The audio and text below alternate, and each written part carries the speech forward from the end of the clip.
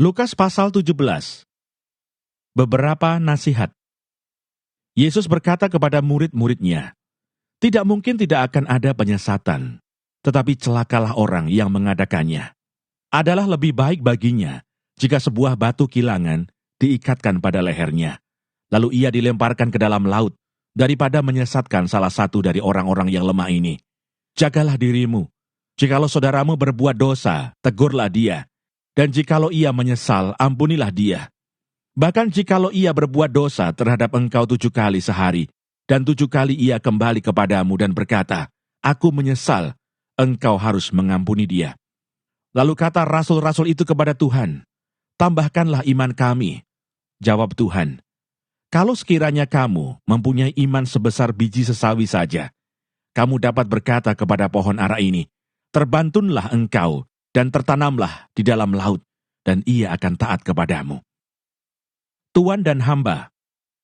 Siapa di antara kamu yang mempunyai seorang hamba yang membajak atau menggembalakan ternak baginya, akan berkata kepada hamba itu, setelah ia pulang dari ladang, "Mari segera makan."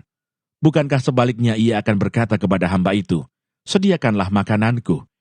Ikatlah pinggangmu dan layanilah aku sampai selesai aku makan dan minum. Dan sesudah itu engkau boleh makan dan minum." Adakah ia berterima kasih kepada hamba itu, karena hamba itu telah melakukan apa yang ditugaskan kepadanya? Demikian jugalah kamu. Apabila kamu telah melakukan segala sesuatu yang ditugaskan kepadamu, hendaklah kamu berkata, "Kami adalah hamba-hamba yang tidak berguna. Kami hanya melakukan apa yang kami harus lakukan." Ke-10 orang kusta. Dalam perjalanannya ke Yerusalem, Yesus menyusur perbatasan Samaria dan Galilea. Ketika ia memasuki suatu desa, datanglah 10 orang kusta menemui dia. Mereka tinggal berdiri agak jauh dan berteriak, "Yesus Guru, kasihanilah kami." Lalu ia memandang mereka dan berkata, "Pergilah, perlihatkanlah dirimu kepada imam-imam." Dan sementara mereka di tengah jalan, mereka menjadi tahir. Seorang dari mereka ketika melihat bahwa ia telah sembuh, kembali sambil memuliakan Allah dengan suara nyaring. Lalu tersungkur di depan kaki Yesus dan mengucap syukur kepadanya. Orang itu adalah seorang Samaria. Lalu Yesus berkata, "Bukankah ke-10 orang tadi semuanya telah menjadi tahir? Di manakah yang 9 orang itu?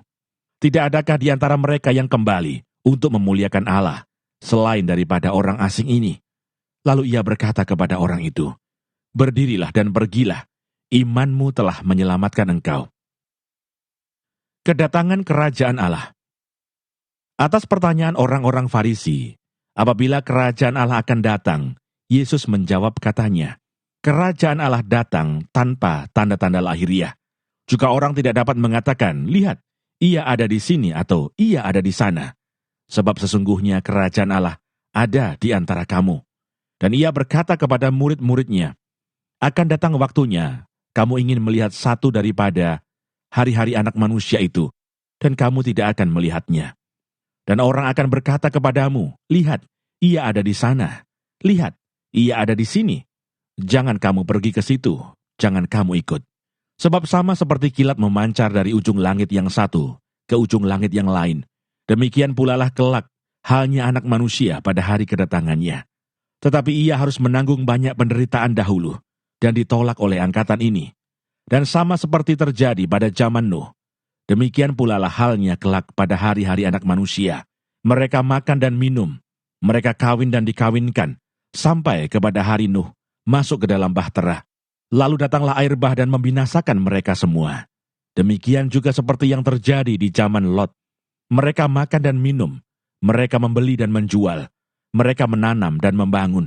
Tetapi pada hari Lot pergi keluar dari Sodom, turunlah hujan api dan hujan belerang dari langit, dan membinasakan mereka semua. Demikianlah halnya kelak pada hari di mana Anak Manusia menyatakan dirinya.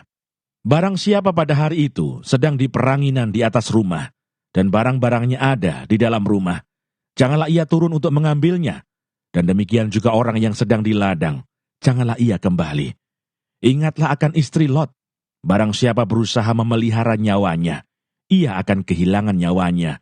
Dan barang siapa kehilangan nyawanya, ia akan menyelamatkannya. Aku berkata kepadamu, pada malam itu ada 2 orang di atas satu tempat tidur.